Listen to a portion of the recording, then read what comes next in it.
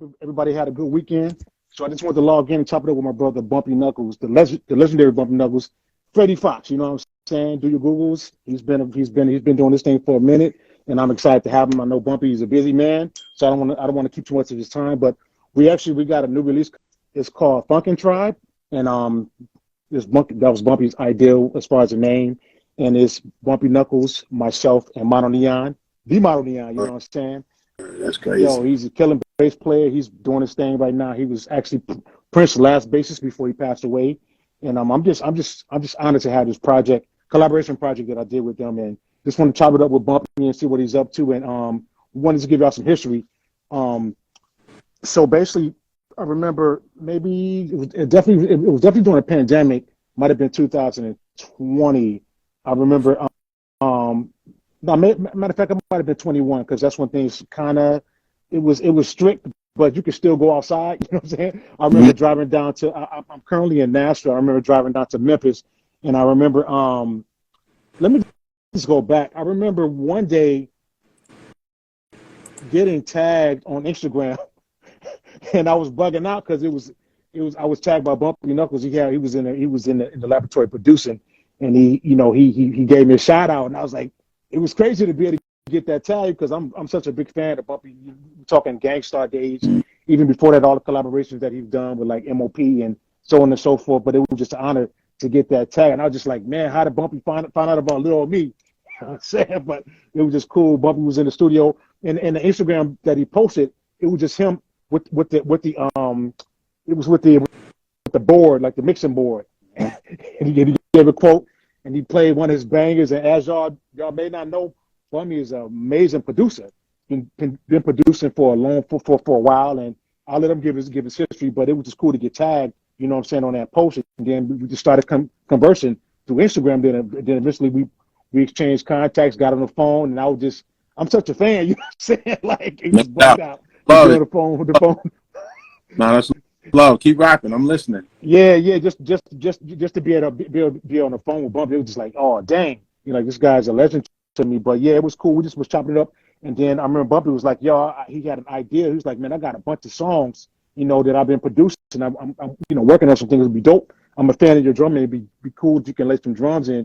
He actually started talking about MonoNeon because I know he was checking us out, in the Pete Rock and the Soul Brothers scenario, and he just mentioned that he was a fan of MonoNeon. I was like, oh yeah, Mono was like just a few hours away from me. He's in Memphis, and I mentioned to him that I was going to Memphis because me and MonoNeon, we had started working on some records, and we actually did a collaboration that came out called Little Green Man.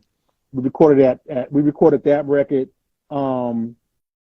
Actually, I recorded the drums at Al Green Studio. Shout out to Boo Mitchell, and I remember having those drums sitting around. And fast forward, I went to Memphis to work with Mono, and we had some studio time reserved at Sun Studio, which is the studio that Elvis Presley would record out of. BB King's. It's a legendary studio in Memphis, and Bumpy Knuckles had these tracks that he wanted me and Mono to jump on, and we went into the studio and we just started cutting. He wanted us to replay the stuff live and add to what he had already done.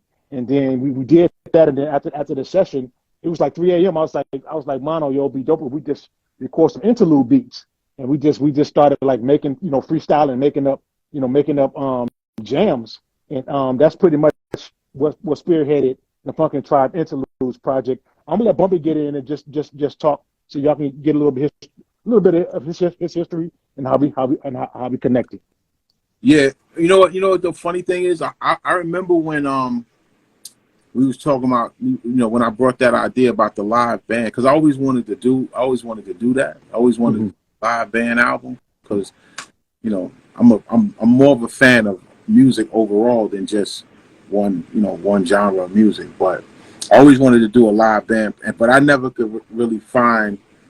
I mean, it's a lot of dope musicians, but I wanted somebody that really understood the kind of hip hop I do. You know what I'm saying? Like that had a tag to the underground. What really inspired me, though, to be honest with you, is when I went to the Playlist Retreat.